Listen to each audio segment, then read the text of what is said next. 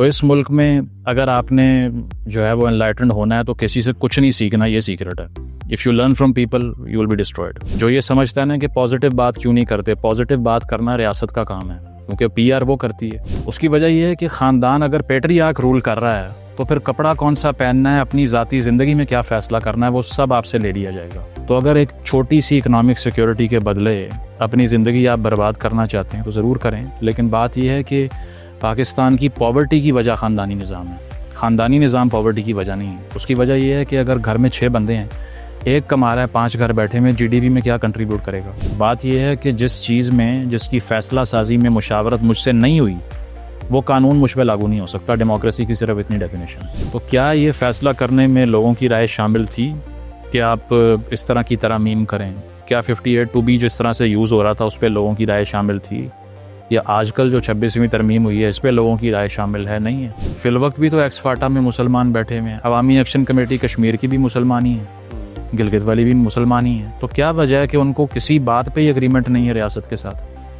तो मतलब ये है कि आपने आइडियोलॉजी के साथ रोटी लगा के नहीं खानी होती। वो जो है आपकी मेटाफिज़िकल नीड है। रियासत का काम आपकी मेटाफिज़िकल नीड नहीं, यानी कि माबाद तबीयाती नीड पूरी करना नहीं है। उसका काम ये है कि आपकी मटीरियल नीड पूरी करे। लेकिन deportation is an international crime जो हमने किया है, और जो इस पर खामोश रहा है उसको बिल्कुल फ़लस्तीन कश्मीर पे लब कुशाई नहीं करनी चाहिए। उसके पास कोई हक नहीं है ये बोलने का। हिटलर की काबीना में आधे लोग PhDs थे लेकिन दिमाग बंद थे सिर्फ। प्रोपेगेंडा तो बिल्कुल डिस्ट्रॉय कर देता क्रिटिकल थिंकिंग को। तो लोग सोचें कि कोई रियासत नारा मार भी रही है कि पूरी कौम आपके खिलाफ है तो उसे को नहीं मानते हम। तुम हुकूमत से लड़ो, लड़ना है तो अफ़गान कल्चर या अफ़गान इन्फ्लुएंस जो हमारे ऊपर है हम उसको ऑन करते हैं। मतलब यही है ना कि 2/3 अक्सरियत से आई हुई पार्टी को उठा के बाहर फेंको, कुछ भी नहीं होगा। लेकिन मॉब ले आओ सड़क पे तो तुमसे रियासत बात करेगी बैठ के।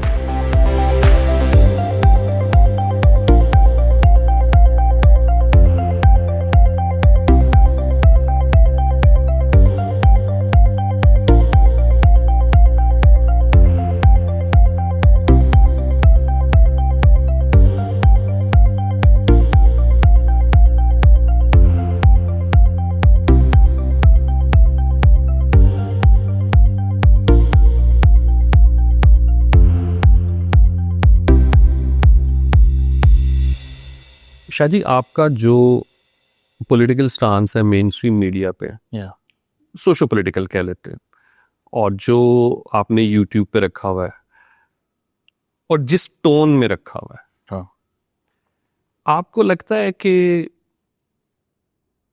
गवादर में या वजीरिस्तान में या सिंध के किसी इलाके में कोई शख्स इस तरह का स्टांस, इस तरह की टोन के साथ रख सकता है?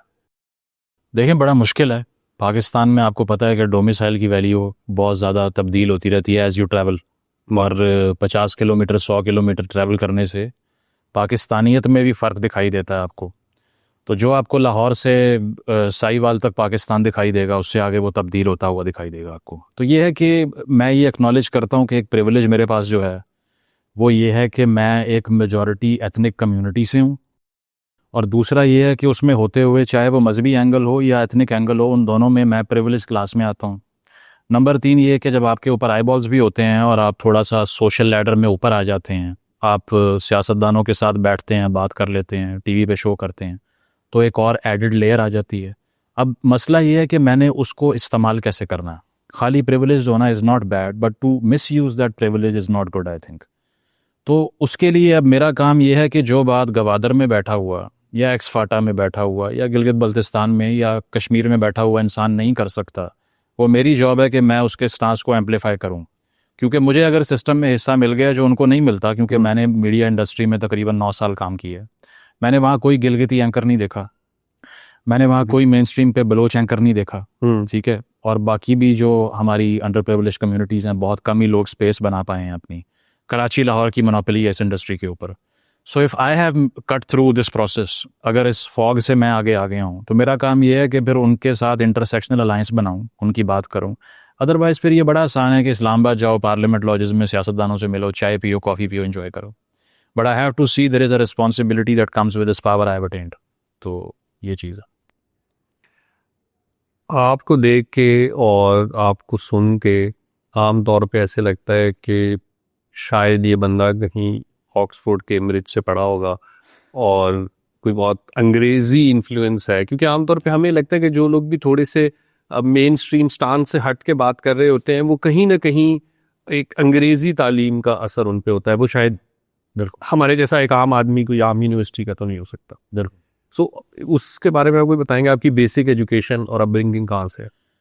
देखिए वो उसी तरह की है जिस तरह मेरा ख्याल है कि किसी भी ऐसी, मतलब पाकिस्तान के अंदर जो बड़े शहरों में भी यूनिवर्सिटीज़ हैं, जब सोशल साइंस की बात आती है तो वहाँ भी पाक स्टडी मेंटालिटी चलती है, क्योंकि रियासत की वहाँ पे इतनी ज़्यादा ओवरसाइट होती है कि आप क्रिटिकल थिंकिंग तो नहीं पढ़ सकते, फ़लसफ़ा भी उस तरह नहीं पढ़ाया जाता है यहाँ पे। बल्कि यहाँ डिस्क्लेमर दिया जाता है, चाहे वो साइकोलॉजी उस्ताद पढ़ा रहा है, फ़िलासफ़ी पढ़ा रहा है, पाक स्टडी पढ़ा रहा है, कि ये मैं पढ़ाने तो लगा हूँ लेकिन ये सारा झूठ है, सच वही है जो आपको पता क्या है। ठीक है, तो आप लोगों ने ये एग्ज़ाम के लिए पढ़ना है, सीरियस नहीं लेना इसको। तो मेरा ये है कि बिहाड़ी में स्कूल गया, तकरीबन मिडल तक वहाँ पर पढ़ा, फिर इधर लाहौर में मुगलपुरा में एक स्कूल है, कोई 500-600 रुपये उसकी फ़ीस थी, वहाँ जाके उसमें पढ़ा, वो भी उर्दू मीडियम था। और उसके बाद में डिग्री कॉलेज मॉडल टाउन चला गया मैं। वहाँ पे पहले उस्ताद ढूंढना पड़ता था, फिर क्लास होती थी। ठीक, तो वो सब कर लिया। उसके बाद में एफसी कॉलेज से जाके मास्टर्स कर लिया, पॉलिटिकल साइंस में बीएस किया, उससे पहले मैस कम्युनिकेशन में। तो एजुकेशन जहाँ तक इदारा जाती तालीम का ताल्लुक है वो बहुत ही पथेटिक रही है मेरी, लेकिन सेल्फ टॉट होना जो है वो मुझे उसका शौक़ था कि कभी मैं क्लास में खड़े हुए प्रोफेसर से रिलेट नहीं कर पाता था, क्योंकि मुझे लगता है कि मॉब को सामने बिठा के जो पढ़ाया जाता है ना उसमें इंडिविजुअल अटेंशन नहीं होती, जो इनफरादी तवज्जो से इंसान सीखता है वो वहाँ पर नहीं होती। अब 150 बच्चा क्लास में बैठा हुआ है, किसी को कुछ समझ आ रहा है नहीं आ रहा, सब सारे ला रहे हैं बस। तो एक भेड़ चाल थी वहाँ पे, और इतना ऑपरेशन था, फियर और खौफ के अंडर कोई भी तालीम नहीं दी जा सकती। आपको अगर तारीख़ में फ़लसफ़े में इंटरेस्ट है तो कोई आपको ये नहीं कहेगा कि ये किताब मुझे शाम तक याद करके सुनानी है, मेरा अपना दिल चाहेगा मैं उठा के उसको पढ़ लूँगा। तो क्यूरोसिटी जो है ना वो कभी खौफ के साए में पैदा नहीं होती, बल्कि खौफ तो क्यूरोसिटी को तबाह करता है। तो मैंने इसीलिए school system, college system, universities पे इतनी तनकीद की है कि ये फैक्ट्री मॉडल के ऊपर चलते हैं, और डिसिप्लिन करना इनका बुनियादी मौक़िफ़ भी होता है और पर्पज़ भी होता है। रियासत ये सोचती है कि इन इदारों से ऐसा दिमाग निकले जो मुझे चैलेंज ना करे। तो फिर वो जिस तरह कार्ल सेगन ने कहा ना कि जब मैं दूसरी तीसरी जमात में जाता हूँ और बच्चों से जाकर उनका माइंड चेक करता हूँ तो वो पूछते हैं आसमान नीला क्यों है, घास सब्ज़ क्यों है, बड़े सवाल करते हैं, एग्जिस्टेंशियल क्वेश्चंस करते हैं। लेकिन 8वीं 10वीं में जाता हूँ तो वो सवाल ख़त्म हो जाते हैं। तो सेगन कहता है कि इन सालों में ऐसा कुछ होता है कि तजस्सुस जो इंसान का है वो तबाह कर दिया जाता है इदारों की तरफ से। तो ये था कि इन इदारों ने तो कुछ नहीं सिखाया, और ना अब जो पढ़ रहे हैं उन्हें कुछ सिखाएंगे। बहुत से स्टूडेंट्स यहाँ भी बैठे होंगे, वो आकर यही कंप्लेन करते हैं कि टीचर नहीं पढ़ाते क्लास में, वो बात नहीं करने देते क्लास में। तो उनको पैगाम यही है कि उनको छोड़ दें। अब जो फ़ीस आप दे रहे हैं ना उसकी रसीद के तौर पे डिग्री लेके आएँ और पढ़ें खुद, अपने आप को खुद सिखाएं, that is the only way. अच्छा, चले मैं अगली बात इसी से पूछना चाह रहा था कि जो आप बता रहे हैं कि क्लासरूम में वो एटमॉस्फेयर नहीं है, टीचर उस तरीके का नहीं है, एक डिस्कनेक्ट मैंने ना अक्सर, मेरे भी कुछ दोस्त हैं, कुछ साल पहले मैं एक अपने दोस्त से मिला, वो फिजिक्स में पीएचडी कर रहा था, और वो कह रहा था कि मुझे तो कोई बंदा ही नहीं मिलता बात करने वाला, तो मैं एक बड़ी अजीब सी इन्वायरमेंट में हूँ कि अगर मैं पीएचडी कर रहा हूँ फिजिक्स पे और पाकिस्तान के अंदर किसी यूनिवर्सिटी में बैठ के कर रहा हूँ, लेकिन जो मेरा माहौल है, जो मेरा टीचर है, जो मेरे बैचमेट्स हैं और जो मेरे इवन स्टूडेंट्स हैं, उनका वो कंसर्न ही नहीं है कि, या उनकी वो एरिया ऑफ थॉट ही नहीं है कि जब इस तरह के क्वेश्चन करें, इस तरह की डिस्कशन करें। लेकिन ये ज़रूरी तो होता है। तो वो आपके उसमें कोई रहा है, वो सर्कल मिला नहीं मिला, या बस अकेले किताब के साथ ही ताल्लुक था? नहीं, बिल्कुल नहीं मिला। उसकी वजह ये है कि जब आपका ब्रॉटअप हो रहा होता है उस वक्त तो आप वही मेजॉरिटी के घिसे पीटे आइडियाज़ पे यकीन करते हैं। तो अब होता ये है कि गलती से अगर सोशल साइंस पढ़ ली तो आपका दिमाग हो जाता है ख़राब, क्योंकि यहाँ पाकिस्तान में तो ये बड़ा एक इंपॉर्टेंट मैक्सिम भी है कि ज़्यादा पढ़ोगे पागल हो जाओगे। This is the only nation in the world जो समझती है कि ज़्यादा पढ़ने वाला पागल है, कम पढ़ने वाला ठीक है। तो अब वो एबनॉर्मल सी, क्योंकि आप अगर सोशली डिविएंट हो गए हैं और आप उन बातों पे डिस्कशन करना चाह रहे हैं जिस पे लोग यकीन नहीं करते या सुनना नहीं चाहते, तो वो आपको पागल की डेफिनेशन ही ये कहते हैं कि जो वो बात कर रहा है जो कोई सुनना नहीं चाह रहा है, इसको अजीब, इसका दिमाग ही उल्टा है, इसको कोई बात ही समझ नहीं आती। या ख़ानदान में भी फिर ये बहसें शुरू हो जाती हैं। तो सोशल प्रेशर जो होता है ना, रियासत तो बहुत बाद में आती है, ठीक है, इस्टेब्लिशमेंट बहुत बाद में आती है, पहली इस्टेब्लिशमेंट घर में होती है, क्योंकि उसकी दहलीज भी आपका दिमाग जो है वो प्रेशराइज करके उसको सप्रेस कर दिया जाता है कि ये बच्चा जो है वो अपनी मर्ज़ी की ना डिग्री करे, ना जिससे शादी करनी है उस इंसान का इंतखाब कर सके, और जिस तरह ज़िंदगी गुजारनी है उस तरह ना करे। क्योंकि अक्सर आप देखेंगे मोटर बाइक पे एक आदमी जा रहा है, जिस कलर की टर्बन पगड़ी उसने पहनी हुई है, 2 बच्चे आगे बिठाए हुए हैं, उन्होंने भी वही पहनी हुई है। So before they have a mind of their own, father ने डिफाइन कर दिया कि ये जो तुम्हारे सर पे मैंने रंग पहना दिया ना, अब यही कंटिन्यू करना है सारी ज़िंदगी। तो एक कंसेगुवेनियस सोसाइटी है जहाँ 72% पाकिस्तानियों ने ख़ानदान में शादियाँ की हुई हैं, और वो इतने बड़े सोशल स्ट्रक्चर्स में ज़िंदा हैं कि ये जिस जमहूरी इनकलाब को हम तरसते हैं मुल्क के अंदर, ये अपने घरों में नहीं है। मैं अक्सर ये कहता हूँ कि मरूसियत एक लानत है यहाँ पे, लेकिन ये वो पाकिस्तानी कह रहा है जिसको अपने बच्चे और बच्ची के रिश्ते के लिए कोई बाहर से पसंद नहीं है, लीडर फैमिली के बाहर से चाहिए। तो पार्टियाँ या पॉलिटिकल ऑर्डर जो है वो अपनी ही ख़ानदानी निज़ाम का रिफ्लेक्शन होती हैं, और वो निज़ाम इसी तरह का है, तो हमें कहाँ से कोई मिलना था। लेकिन उसमें यह है कि फ़लसफ़े का एक स्ट्रेंथ ये होती है कि जब आप इन डेड फ़िलासफ़र्स को दोस्त बना लेते हो तो फिर आपको लोगों की इतनी ज़रूरत नहीं पड़ती। उसकी वजह है कि लोग कहते हैं आप किसी से बात करेंगे, उनसे सीखेंगे तो आप बहुत बड़े इंसान बनेंगे, जब तक लोगों से नहीं सीखा तो आप कुछ नहीं कर सकते। तो मैं तो ये कहता हूँ कि यहाँ सक्सेस का सीक्रेट ये है कि किसी से कुछ नहीं सीखना, बिकॉज अगर आप यहाँ सबसे सीखना शुरू हो जाएंगे तो सबसे पहले आप मिसोजिनिस्ट बनेंगे, औरत को मारना फ़र्ज समझेंगे अपने ऊपर, ठीक है। दूसरी चीज़ जो आप सीखेंगे वो ये है कि माइनॉरिटीज़ को यहाँ से दफ़ा हो जाना चाहिए। 3% को 97% जो है ना वो ऐसा मार देंगे कि उनको ख़तरा है जी।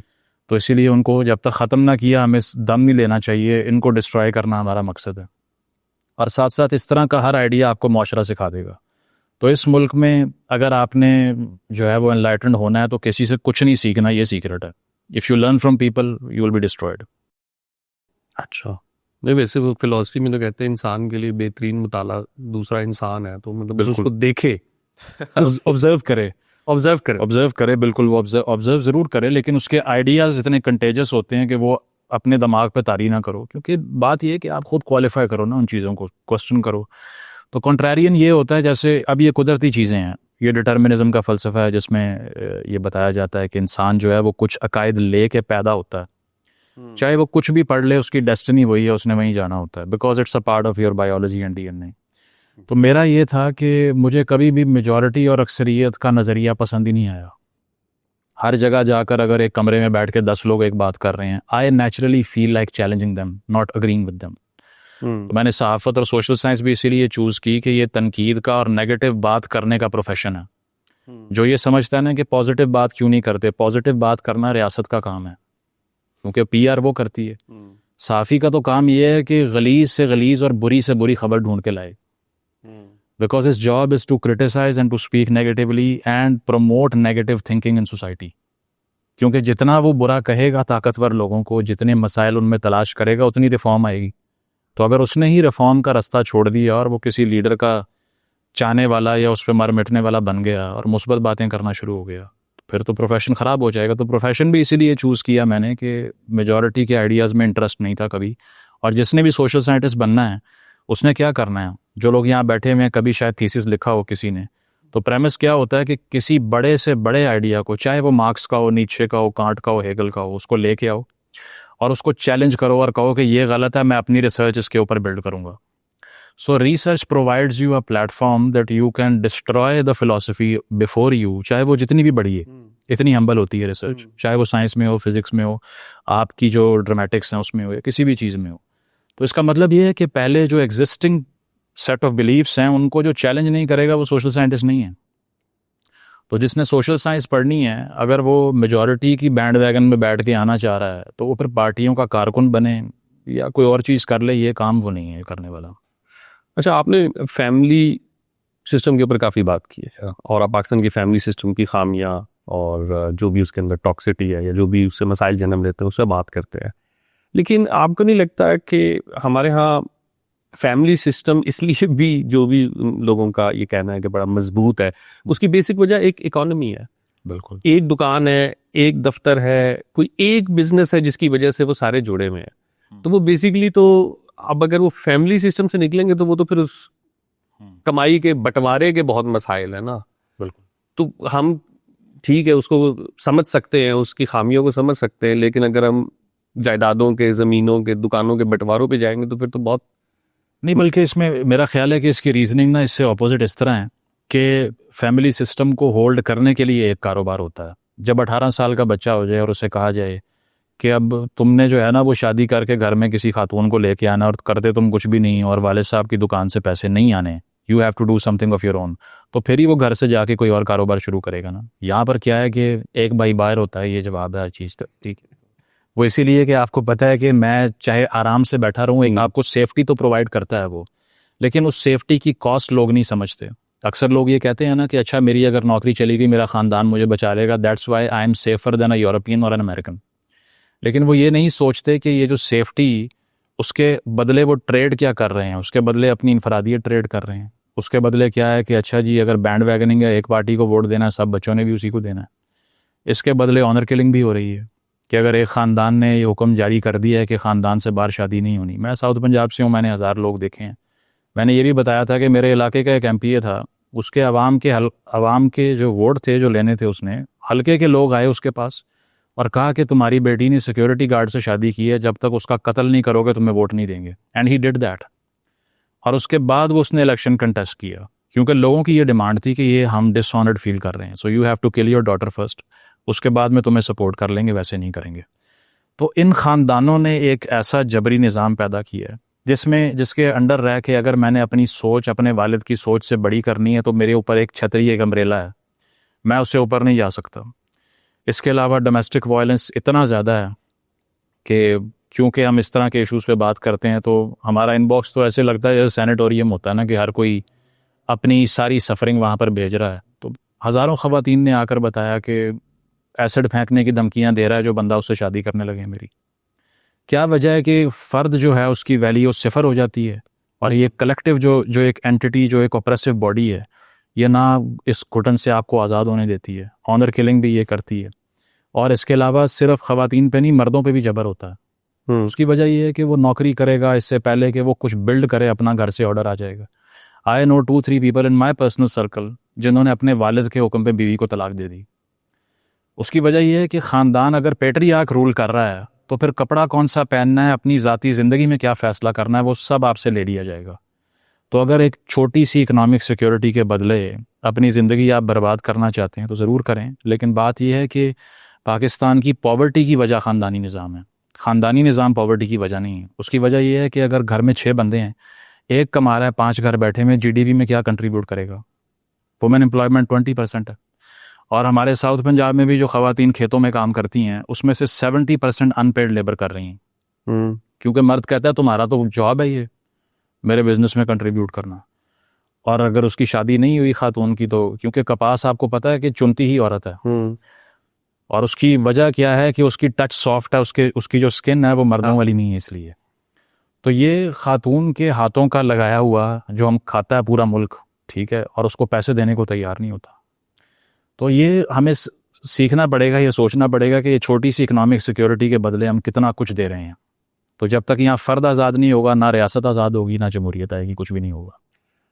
अब मुझे ये नहीं समझ आता कि देखें, मैंने वजाद साहब से भी बात की और लोगों से भी, एक तरफ हमारी इंटेलेक्ट क्लास का ये स्टांस है कि जो एजुकेशन है वो बिल्कुल भी अच्छी नहीं मिल रही। अभी आपने भी कहा कि वो तो तुम्हें सिफर बनाएगी, ठीक है, लेकिन हम लोगों को अनपढ़ भी नहीं छोड़ सकते। बिल्कुल। तो अब जो मसाइल आप बता रहे हो वो तो कहीं बहुत डीएनए में चले गए, वो हमारी सोसाइटी का इशू है ना। अगर लोग लीडर को जाके कह रहे हैं जब तक तू अपनी बेटी को नहीं मारेगा हम तुझे वोट नहीं देंगे, तो इसका मतलब है कि अब ये अब इसको वो 1% का भी इशू नहीं कह सकते। मैं तो नहीं कहता, मासेस के अंदर वो हो चुकी है। रिवर्स कैसे हो सकती है अगर हमने एजुकेशन भी नहीं करनी, हमने हाँ देखिए उसमें ये जो रॉट है ना वो ओवरनाइट तो नहीं होगा रिवर्स, पहली चीज़ ये। लेकिन ये जो एनालिसिस है ना कि एक छोटी सी अशराफिया ने पाकिस्तान को बर्बाद कर दिया, मैंने इस पर कभी भी अग्रीमेंट नहीं दिखाया। उसकी वजह ये है कि रियासत जो होती है वो रिफ्लेक्शन होता है पॉपुलस का, क्योंकि हमेशा से बॉटम अप अप्रोच से रियासत बनती है। पहले ग्रास रूट लेवल पे जो एक आइडिया प्रिवेल करता है, मशहूर होता है, उसकी अक्स जो है उसको तश्कील देने का नाम रियासत है। सोशल कॉन्ट्रैक्ट जो इमरानी मुआहिदा है वो यही है कि पहले पॉपुलर कंसेंसस होगा एक रियासत बिल्ड करने के ऊपर, जिस तरह थॉमस हॉब्स कहता है 2 कॉन्ट्रैक्ट होंगे। पहला अकवाम के दरमियान में मुआहिदा कि बलोच और पश्तून और पंजाबी और सिंधी और सराइकी और गिलगिती कश्मीरी सब बैठें और फैसला करें कि ये जो रियासत बनने लगी है हम इसमें अपना हिस्सा डालना चाहते हैं, we want it to govern us. और जब इस पे मुत्तफिक हो जाएं तो फिर दूसरा इमरानी मुआहिदा होगा रियासत और इन अकवाम की यूनियन के साथ। यहाँ ये हुआ कि पहला मुआहिदा तो हुआ ही नहीं, क्योंकि लोगों ने तो नहीं कहा कि we are ready to become one people. वो जिन लोगों ने कहा, आपको पता है कौन लोग थे, आप उस पर बहुत बात कर चुके हैं, और आपकी जो तनकीद है वो काफ़ी पॉपुलर भी होती है, समझ भी आती है लोगों को, इसीलिए कि यहाँ जहाँ हम पंजाब में बैठे हुए हैं ना, इन्होंने अपना एसेंट दिया कि ठीक है आप कर लें फैसला यहाँ का, ठीक है ना, ज़बान के ऊपर किसी का कंसेंसस था कि ठीक है 8% की ज़बान लागू कर दें हमारे ऊपर, डंडे के ज़ोर पे बंगाल में जाके अंग्रेज़ी में बोलते हुए कह दें कि उर्दू बोलनी है, ठीक है। वो लोग जिन्होंने इस तहरीक को शुरू किया था, उन्हें ये बताएं कि आपकी शनाख्त जो है वो सेकेंडरी है, जो मैं कह रहा हूँ वो करो। तो ये सब करने के बाद रॉट वो यही है कि एक आर्टिफिशियल रियासत बनी हुई है जिसमें आवाम का अग्रीमेंट नहीं था। अब उसके लिए क्या होगा कि एक रीविजिटिंग हमें चाहिए सोशल कॉन्ट्रैक्ट की, यानी कि ये जो इमरानी मुआहदा है इसको दोबारा से रीक्वालिफाई करें, क्योंकि आपने जिस ढांचे पे रियासत तश्कील दी है इस पे लोगों ने अपना हिस्सा डाला ही नहीं है। बात यह है कि जिस चीज़ में जिसकी फ़ैसला साजी में मुशावरत मुझसे नहीं हुई वो कानून मुझ पर लागू नहीं हो सकता। डेमोक्रेसी की सिर्फ इतनी डेफिनेशन है। तो क्या ये फ़ैसला करने में लोगों की राय शामिल थी कि आप इस तरह की तरमीम करें? क्या 58(2)B जिस तरह से यूज़ हो रहा था उस पर लोगों की राय शामिल थी? या आजकल जो 26वीं तरमीम हुई है इस पर लोगों की राय शामिल है? नहीं है। तो चेंज कैसे आएगा? अब ये सवाल, अब ये जो है इसमें ओवरनाइट सिंपल आंसर इसलिए नहीं दे सकते कि फिर तो हम भी वही बन जाएंगे कि कंटेनर पे खड़े हुए और 2 जुमले मारे कि 2 फैमिलियां जेल में डाल दो मुल्क ठीक हो जाएगा। इस तरह तो नहीं हो सकता। तो थॉट प्रोसीड्स एक्शन वाली बात है कि मगरिब भी जब 300 साल तक एक दूसरे की गर्दनें काट रहा था डार्क एजेस के अंदर, so what happened there that they became a civilised nation. और हम जो उस वक्त दुनिया का 25% GDP यहाँ पर था, हिंदू ख़वातीन के पास इतना सोना था जितना आज पूरी दुनिया के पास नहीं है। दे वर सो रिच।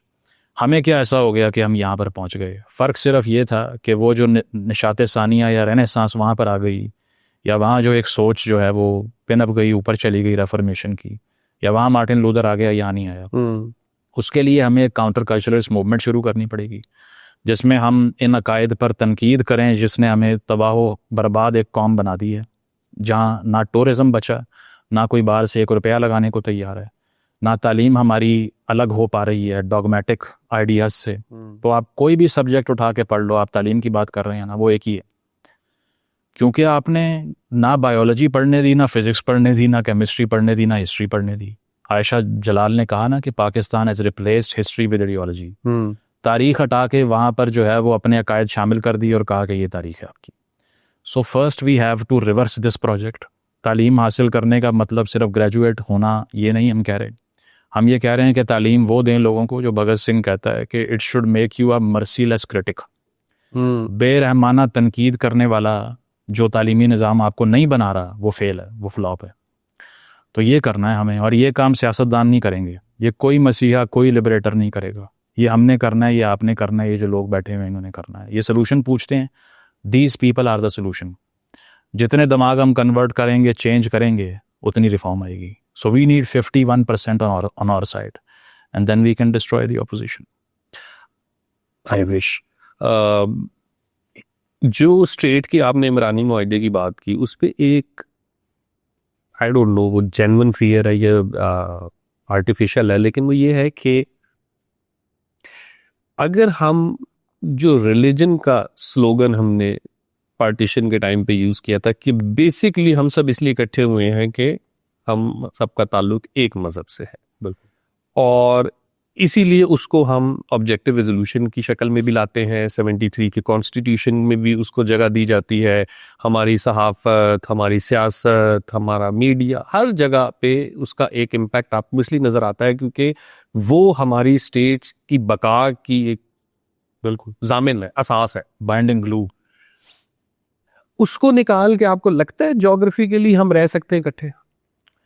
देखें, ये अगर हमें लगता कि ये वो जो बाइंडिंग ग्लू वाली बात है कि ये एक ऐसी ग्लू है जो हमें जोड़ के रखेगी, इस पे हमने यकीन कर लिया, मैंने भी कर लिया, आपने भी कर लिया, लेकिन 71 ने थीसिस को गलत साबित कर दिया। 51% मुसलमान भाई बंगाली ने कहा कि साड़ी जान छड़ दियो, ठीक है। वो इसीलिए कि ये बाइंडिंग ग्लू होगी। आप भी नमाज पढ़ते हैं, हम भी पढ़ते हैं, लेकिन हमें जो फेडरल बजट है उसमें से अपना हिस्सा चाहिए। तो जब वो नहीं दिया तो उन्होंने तहरीक चलाई और अलहदगी इख्तियार कर ली आपसे। शायद दुनिया में वाहिद मिसाल के अक्सरियत ने अकलियत से आज़ादी ली जी। तो तभी समझ जाना चाहिए था कि ये जो प्रेमिस आपने बिल्ड किया, मेरा काम ये है एज एन इंडिपेंडेंट थिंकर कि अगर कोई चीज़ गलत साबित हो गई है तो मैं उसे गलत बोलूँ। मैं इतना इनसिक्योर ना हूँ कि मैं कहूँ कि नहीं, चाहे 1000 बार गलत साबित होगी मैं इसी पे यकीन करूँगा। तो उससे क्या हुआ कि फिलवक्त भी तो बलोच मुसलमान है, फिलवक्त भी तो एक्स फाटा में मुसलमान बैठे हुए हैं, अवामी एक्शन कमेटी कश्मीर की भी मुसलमान ही है, गिलगित वाली भी मुसलमान ही है। तो क्या वजह है कि उनको किसी बात पे ही एग्रीमेंट नहीं है रियासत के साथ? तो मतलब ये है कि आपने आइडियोलॉजी के साथ रोटी लगा के नहीं खानी होती। वो जो है आपकी मेटाफिजिकल नीड है। रियासत का काम आपकी मेटाफिजिकल नीड नहीं, यानी कि माँ बाद तबीयाती नीड पूरी करना नहीं है। उसका काम ये है कि आपकी मटेरियल नीड पूरी करे। और उसमें क्या आता है? राइट टू फ्री स्पीच है, एजुकेशन है, बच्चों की तालीम है, इनएलिएनेबल राइट्स हैं। तो इस रियासत जिसका काम सिर्फ इतना था कि जो टैक्स हम सब दें उसको रीडिस्ट्रीब्यूट करे, लॉ एंड ऑर्डर अपने हाथ में रखे और एग्जीक्यूटिव से काम करवाए, ये 3 काम थे उसके। उसने इन तीनों के अलावा ये बताना शुरू कर दिया कि तुमने अर्तुगरुल देखना है और आपने जो है ना, वो बच्चे जो है वो बहुत ख़राब हो गए हैं, स्मार्टफोन में गलत चीज़ें देख रहे हैं, तो वो भी मैंने ठीक करनी है। किस औरत ने कौन से कपड़े पहनने हैं कि उसके साथ ज़्यादती ना हो, ये भी मैंने बताना है। ज़िया ने आके ये बताना शुरू कर दिया कि किसको कहाँ कोड़े मारने हैं। ठीक है, कानून शहादत लेके आ गया कि अगर 4 गवाह नहीं पेश हो रहे तो तुम्हारे ऊपर रेप का मुकदमा करवाऊंगा मैं, जो हुए भी। और MRD के अंदर 6000 खातून जेल में डाली उसने। तो बात यह है कि हम जिस तरफ चल पड़े ना, उस पर तो किसी की हुक्मरानी नहीं है, थॉट के ऊपर तो कोई हुक्मरान नहीं बन सकता। तो आपने जो प्रेमिस बनाया वो मॉडर्न वर्ल्ड जदीद दुनिया में पॉसिबल ही नहीं है। जिस तुर्की के वीज़े के लिए हम लोग बड़ा जो है बेताब होते हैं, वहाँ पर देख लें क्या हो रहा है। जिस मलेशिया की हम बात करते हैं कि वहाँ पाकिस्तान से ज़्यादा मसाजिद हैं, उन्हें ऐसी क्या समझ आ गई है जो हमें नहीं आई? MBS को ऐसा क्या समझ आ गया जो हमें आज तक नहीं आ रहा? तो हम शाह से ज़्यादा शाह के वफ़ादार बने हुए हैं। हम कह रहे हैं कि आप हमें नहर वाले पुल पे बुलाया था आपने, हम वहीं खड़े हैं, आप बेशक चले जाएं। तो उनको भी समझ आ गई है कि this is not the survival in the longer run. अगर एक रियासत किसी भी कौम को उसके हकूक़ दे रही हो, वहाँ डेवलपमेंट कर रही हो, तो कोई अलहदगी की तहरीक नहीं चल सकती। लाहौर से क्यों नहीं BLA उठती? इस्लामाबाद में क्यों सिसेशनिस्ट मूवमेंट नहीं चलती? क्योंकि BLA के पास कहने को क्या है? ये देखो तुम्हारा बच्चा गरीब है, ये देखो तुम्हारा पेट खाली है, तुम्हारी गैस चोरी हो रही है, तुम्हारा कोयला चोरी हो रहा है। तो हमारा बच्चा स्कूल जा रहा है, हमने क्या करना है लड़के? क्या वजह है कि इमरान खान की तहरीक पंजाब से नहीं रेजिस्ट कर पाई, इस्टेब्लिशमेंट के ख़िलाफ़ एहतजाज नाकाम हुए? क्योंकि नंबर इतना बड़ा नहीं आया, क्योंकि पंजाबी ने सुबह 9 बजे दफ्तर पहुंचना है, वो D चौक में ज़लील नहीं हो सकता। तो बात यह है कि ये तमाम अक़वाम आप होल्ड कर लेते बग़ैर उनको मज़हब बेचे, अगर आप एक पीपल सेंट्रिक ह्यूमैनिटेरियन रियासत तश्कील लेते। लेकिन वो तो आपने दी नहीं, क्योंकि आप सिक्योरिटी स्टेट बन गए, ज़मीन किराए पे दी, पैसे जेब में डाले। ये मॉडल है, आज तक भी यही है। अब दोबारा से ट्रंप को हर रात शहबाज शरीफ की याद आ रही है, वो इसीलिए कि he has something to take from us, that's why. तो ये है कि अगर ये किराए पे काम चलाना है तो वो तो ऐसे ही चलेगा। अभी वैसे खैर मैंने ये बात बाद में करनी थी, लेकिन अब आपने जिक्र छेड़ ही दिया। जो शहबाज शरीफ साहब ने तारीफ कर छोड़ी है ट्रम्प के मुंह पे, बिल्कुल वो मैं पढ़ रहा था तो वो सिर्फ उन्होंने वेल नहीं फेंकी, बाकी सारा की हाँ बस वेल रह गई थी। तो वो हनीफ भाई ने भी बड़ा अच्छा उस पर कॉलम लिखा है, और वो कह रहे थे ये तो आर्ट है, मतलब बंद कमरे में खुशामद करना कोई और बात होती, मुंह पे सही बात है पब्लिक के साथ। और वुसअतुल्लाह खान ने भी बड़ा इंटरेस्टिंग लिखा, उसने कहा कि ट्रम्प जैसा आदमी जो अपनी खुद ही बहुत तारीफ करता हो, उसका दिल जीतना तो यकीनन एक बड़ा काम, मुश्किल काम है, बहुत मुश्किल है। तो शहबाज शरीफ साहब ने वो बिन किया। ये थॉट भी है कि क्योंकि कुछ दिन पहले वजाद साहब आए थे और वो कह रहे थे कि जब भी अंदर बहुत मसला चल रहा होता है ना, तो ये फौरन महाज पे हमारी बड़ी वाह हो रही होती है। ठीक है, ज़िया के दौर में भी ऐसा था। GF-16 आ रहे हैं, 10 साल बाद हमें पता चला कि हम किस खड्डे में गिर चुके हैं। सही। भुट्टो की दफा भी हम वो था कि जी वो तो पूरी इस्लामिक ब्लॉक का लीडर है, पता चला बाद में जी क्या हुआ। अयूब की दफा तो वो कैनेडी के साथ हाथ मिलाना। बिल्कुल हाँ।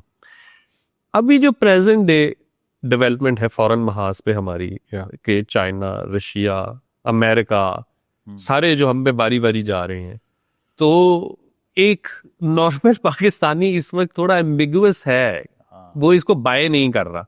बिल्कुल कि 10 साल बाद भी हम फिर किसी खड्डे में होंगे, या ये एक्चुअल हमारी कोई वर्थ हो गई है? एज जर्नलिस्ट आपको क्या लगता है? देखिए ये शॉर्ट लिव्ड ही होती है हमेशा। उसकी वजह ये है कि ये जब भी प्यार आता है अमेरिकियों को किसी के ऊपर, तो फिर गुस्सा भी उनका, वो बड़ा एक सेंसिटिव महबूब है अमेरिका में, क्योंकि जितनी रफ्तार से उनको जो है मोहब्बत का एहसास होता है, उतनी जल्दी वो अबैंडन करके जाते हैं आपको। क्योंकि कोल्ड वॉर में उन्होंने 10 साल हमसे काम लिया अफ़गानिस्तान में, 89 में गए, 91 में हमारे ऊपर जो है वो उन्होंने सैंक्शन लगा दिया कि अब हमारा काम हो गया, अब आप प्रेसलर अमेंडमेंट को बर्दाश्त करें और बैठें यहाँ पे। तो अब भी इसी तरह है कि वो अपने शॉर्ट टर्म गोल, लोगों को ये समझ नहीं आती कि रियासतें रैशनल एक्टर होती हैं, आइडियोलॉजिकल एक्टर नहीं होती। यानी कि रियासत एक फ़र्द की तरह है कि अगर मुझे आपसे काम पड़ा है ना, तो मैं वैसे ही आपको ये महसूस कराऊंगा कि आपसे बेहतरीन आदमी दुनिया में है ही नहीं, और जब मुझे आपसे काम नहीं, मैं फ़ोन नहीं उठाऊंगा आपका। तो रियासतें भी यही चीज़ होती हैं कि जब उनको काम पड़ गया आपसे, तो वो फिर आपकी खुशामद भी करेंगी, और वो फिर आपको लाइमलाइट भी देंगी, और वो आपके हक़ में बयानबाजी भी करेंगी। तो अमेरिका ये वही है ना जिसको 2 साल पहले नेशनल सिक्योरिटी पॉलिसी में पाकिस्तान का नाम निकाल दिया इन्होंने पहली दफ़ा। जो बाइडन की एक कॉल के लिए खान साहब 2 साल तड़पते रहे, नहीं आई। अब ऐसा क्या हो गया ऑल ऑफ अ सडन? एक तो सिक्योरिटी सिचुएशन इस खित्ते की, क्योंकि अब उनको बगराम चाहिए वापस, उनको चाइना का इन्फ्लुएंस कैंसिल करने के लिए अफ़गानिस्तान में प्रेजेंस चाहिए, और अफ़गानिस्तान हमेशा यहाँ से फ़्लो करती है लाइफलाइन, क्योंकि अगर हमारा दिल नहीं कर रहा कि वहाँ कोई स्टे करे तो हम नहीं करने देते। और दूसरा ये है कि मिनरल्स वाला भी है कि उनको वो भी पसंद आ रहे हैं कि ये जो हीरे जवाहरात हमें यहाँ से मिल जाएंगे, तो इसके लिए भी उनका एक इंटरेस्ट जो है वो हाइटेंड है। फिर सऊदीया के साथ भी पैक्ट हो गया, क्योंकि इजराइल जो है वो फ्री पास ले रहा है कि जहाँ दिल किया जाके बॉम्ब करके आ गए, तो वो भी एक डेटरेंस जो है बना ली इन्होंने। तो ऐसा नहीं है कि हालात यहाँ पे ख़राब होते हैं तो फिर बाहर तारीफ़ें शुरू होती हैं, इसका ऑपोजिट है। वो इस तरह कि अगर बाहर आपकी ठीक है तो बेशक भुट्टो की तरह के 10 लटका दो, कुछ भी नहीं होगा। So you just need America on your side and one veto in the security council, then you can do anything in this country. चाहे कत्लेआम कर दें यहाँ पे, अगर अमेरिका आपकी साइड पे कुछ भी नहीं होगा। और अगर अमेरिका साइड पे नहीं है आपकी, तो फिर वही होगा कि ज़िया साहब जहाज़ में बैठे तो मिर्ज़ा असलम बेग ने कहा कि आप जाएं, मैं पीछे आता हूँ। हाँ, और उनका जहाज़ उड़ गया और FBI ने कहा कि ये इन्वेस्टिगेशन बंद कर दें। So I think American killed Zia, क्योंकि मैंने इस पूरे केस को स्टडी किया है कि उन्होंने कहा कि बस ठीक है, काम हो गया है ना, अब ज़्यादा सर पे ना चढ़ो, चलो निकलो बस, ख़त्म। तो ये चीज़ है कि what we need to understand is that यहाँ पर जितने भी हालात ख़राब हो जाएं, अगर अमेरिका की थपकी है हमारे कंधे पे तो कोई मसला नहीं है, दे आर सेफ।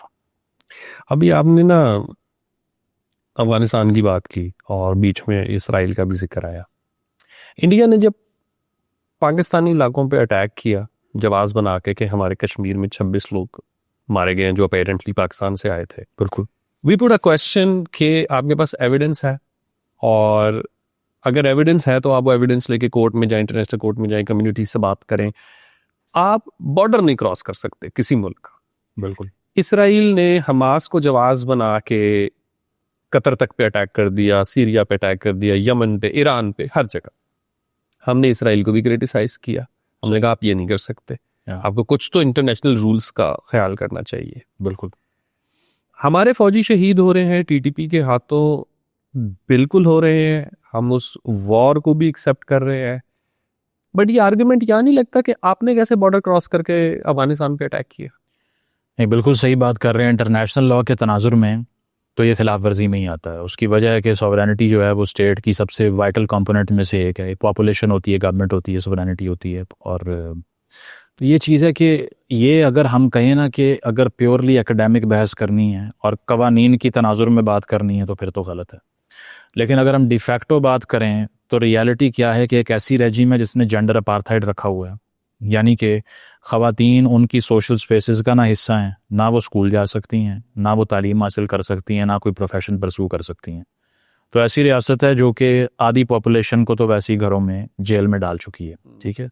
दूसरी ये है कि रिकग्निशन प्रिंसिपल होता है इंटरनेशनल लॉ के अंदर, यानी कि एक रियासत सिर्फ तभी रियासत होती है जब दूसरी रियासतें उसके वजूद को तस्लीम करें। तो ये जो भी इंटरनेशनल लॉ का स्टूडेंट है वो पढ़ सकता है कि कोई भी रियासत का राइट टू एग्जिस्ट ही इंटरनेशनल कम्युनिटी नहीं मानती अगर वो उसको रियासत ना माने। अफ़गान तालिबान की रेजिम को पूरी दुनिया में सिर्फ एक स्टेट रिकग्नाइज करती है जिसका नाम रशिया है। उसके अलावा वो भारत जहाँ पर वो अभी लैंड करके बड़ा खुश हो रहे थे और देवबंदी मदरसे में जाके जलसे कर रहे थे वहाँ पे, वो भी नहीं तस्लीम करते उनको। तो एक रियासत जिसका राइट टू एग्जिस्ट ही ग्लोबल कम्युनिटी ने अभी कबूल नहीं किया, उसकी एग्जिस्टेंस पे बहुत बड़ा सवालिया निशान है। इसीलिए अगर उसकी हदूद वायलेट भी हो चुकी हैं तो इसमें इंटरनेशनल लॉ में कंटेस्टेड डिबेट है, खिलाफ वर्जी पे कन्विंस नहीं कर सकता कोई आपको। और जहाँ तक बात है मोरालिटी की, तो है तो ये गैर अखलाकी चीज़, क्योंकि ये आपकी टेरिटरी नहीं है। लेकिन हमने बहुत से लोगों से बात की, पाकिस्तान एयरफोर्स के जो सोर्सेज हैं वो कहते हैं कि हमारा कोई भी एयरक्राफ्ट बॉर्डर क्रॉस नहीं किया, ये जाली खबरें हैं, हमने ड्रोन के ज़रिए ये अटैक्स किए हैं। तो अब इस पे भी वक्त बताएगा कि कौन वहाँ गया कौन नहीं गया। लेकिन अभी तक दे क्लेम कि हमारे एयरक्राफ्ट अफगान हदूद में दाखिल नहीं हुए। ये सारे यूट्यूबर जो लगे हुए हैं बेचने के लिए कि तैयारे उधर लैंड कर गए और वहाँ जाके उठा के ले आए, जाली फेक न्यूज़ है सारी। तो इट डिपेंड्स के इसको सब्सटेंशिएट कैसे करते हैं। लेकिन जहाँ तक इखलाकियात का ताल्लुक है, जो आलमी निज़ाम में चलती ही नहीं है, तो फिर तो ये गलत है। लेकिन अफ़गान तालिबान की जो रेजिम है, whether that is a state और नॉट इज़ अ क्वेश्चन। अच्छा, एक चलें हम ये मान लेते हैं, क्योंकि मेरे बहुत से दोस्त हैं और कई का ताल्लुक अफगानिस्तान से, कई का खैबर पख्तूनख्वा से है। अब वो कहते हैं कि तालिबान हमारे रिप्रेजेंटेटिव तो नहीं है ना, बिल्कुल, वो तो एक उनके ऊपर भी एक इम्पोज्ड है। आप भी यही बात कर रहे हैं कि पहले तो तालिबान की रिकग्निशन की बात हो, पहले तो हम वो देखें।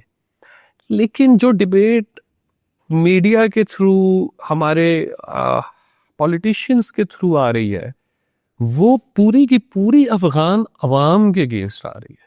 हाँ, ये अफगानी, ये अफगान, बिल्कुल, हमने घर में जगह दी, हमने ये किया, हमने वो किया। भाई ठीक है, आपने 30 लाख अफगानी माजरीन को जगह दी थी, आपने बिल्कुल अपना शोल्डर दिया था, लेकिन फिर आप अपने F-16 के त्यारे भी याद रखें जो आपको अमेरिका ने दिए, फिर उसके बदले जो आपके जर्नैलों ने शुगर मिलें लगाएंगे, वो भी याद रखें। तो ज़िया को $5 अरब दिया, ठीक है, तो वो बेनिफिट्स भी थे, मतलब अल्लाह वास्ते तो आपने नहीं किया था। जी बिल्कुल, आपका भी फायदा था। अफगानिस्तान में भी डेफिनेटली एक सर्टेन हेट पाकिस्तान के बारे में इस तरीके से डेवलप हो रहा है और पहले से भी मौजूद होगा। सो मेन स्ट्रीम पे तो वो ऐसे लग रहा है कि आपकी बात बिल्कुल ठीक है कि चले अगर हमारी स्टेट तालिबान के अगेंस्ट कार्रवाई कर रही है, लेकिन वो कार्रवाई कहीं, मुझे ये फियर लगता है कि दो अकवाम के बीच में अवामी सतह पे तो नफरत में नहीं तब्दील हो रही। या बिल्कुल ठीक कह रहे हैं। हमारा मेन स्ट्रीम मीडिया हो या फिर जो हमारी सियासी क़यादत है, ये सारी फोबिक है अफ़गान्स को लेके। और ख्वाजा आसिफ साहब को मैं समझता हूँ कि अपोलोजाइज़ करना चाहिए ये बात करने पे कि आप सियालकोट के किसी नान लगाने वाले अफ़गान से पूछ लें कि पाकिस्तान जिंदाबाद, तो वो कहेगा नहीं। This is the language of the sitting defence minister about an entire nation. और दूसरा ये कि एक सहाफ़ी जिसको आपने PTV पे नौकरी दिलवा के बिठा दिया, अब जो उसने अफ़गानों के लिए लफ्ज़ इस्तेमाल किया मैं बोल भी नहीं सकता यहाँ पे, और उसको मरियम साहिबा जलसे में डिफेंड कर रही हैं खड़ी होके, हालांकि he should be behind the bars for racism. बिल्कुल। और दूसरा ये कि आपने जो 11 लाख अफ़गानों को 48 घंटे के नोटिस पे उठा के बाहर फेंका कि पहले आपने 30 दिन दिए कि ये कार्ड बनवा लो, वो कार्ड वापस कर दो, तो ऐसे भी अफ़गान रेफ्यूजीज़ को आपने रिपैट्रिएट कर दिया अफ़गानिस्तान में जो पंजाबी स्पीकर्स हैं, क्योंकि उनकी तीसरी नस्ल पंजाब में जवान हो गई। उनके बच्चों को मैप पे नहीं ढूंढना आता अफ़गानिस्तान कहाँ है, और आपने उन्हें काबुल में लैंड करवा दिया अचानक से।